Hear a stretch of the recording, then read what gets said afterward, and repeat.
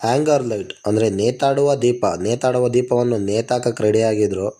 ಆ ನೇತಾಡೋ ದೀಪ ಹೆಂಗ್ ನೇತಾಕ್ತಾರೆ ಅಂತ ನೋಡೋಕ್ಕೆ ಅಂತ ಓನರು ಬಂದಿದ್ರು.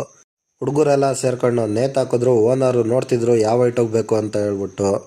ಈ ಪಿ ಒ ಪಿ ಅವ್ರಿಗಾಗಿರ್ಬೋದು, ಕಾರ್ಪೆಂಟರ್ಗಾಗಿರ್ಬೋದು, ಟೈಲ್ಸ್ ಅವ್ರಿಗಾಗಿರ್ಬೋದು ಕೆಲಸ ಬರುತ್ತೋ ಇಲ್ವೋ ಗುರು ಗೊತ್ತಿಲ್ಲ.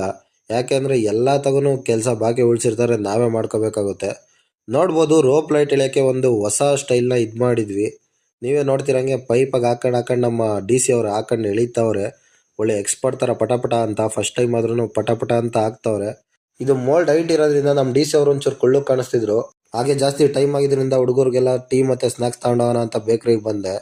ತಗೊಂಡು ಬಂದೆಲ್ಲ ತಿಂದಿದ್ದಾದ್ಮೇಲೆ ನೋಡ್ಬೋದು ಸ್ಟ್ರಿಪ್ ಲೈಟ್ ಹಾಕೋಕ್ಕೆ ಎಲ್ಲ ರೆಡಿ ಮಾಡ್ಕೊಂಡಿದ್ರು. ಅದನ್ನೆಲ್ಲ ಪ್ರಿಸೈಸಾಗಿ ಕಟ್ ಮಾಡಿ ರೆಡಿ ಮಾಡ್ಕೊಂಡಿದ್ರು. ಪಕ್ಕ ಓನರು ಕಾಯ್ತಾ ಇದ್ರು. ನೋಡ್ಬೋದು ಓನರು ಆ ವಿಡಿಯೋ ಮಾಡ್ಕೊಂತವ್ರು. ಇವಾಗ ಏನು ಸಖತ್ತಾಗಿ ಬಂದಿದೆ.